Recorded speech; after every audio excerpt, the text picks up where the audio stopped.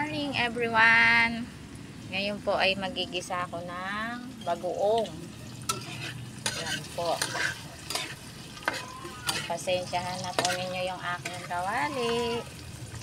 Pero sasarapan ko naman po ang pagigisa ng aking bagoong. Ayan. Lalagyan po natin siya ng talong. Ayan po ang talong. Bumili po ako ng 3 pirasong talong at saka po bagoong. At kasalukuyan po ako ginigisa yung bawang, sibuyas, kamatis. Tsaka po natin lalagyan ng talong. Tsaka po natin lalagyan ng suka, asukal, nagoongang talong na may kamatis po, mga kabilmanyan. Katapos naman po ay ilalaglag natin yung bagoong.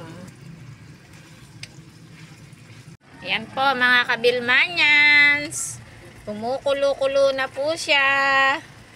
Ayan po, yung nakikita po yung puti, asukal po yun, para po hindi masyadong maalat ang ating binagoongang talong. Wala po yan sahog baboy.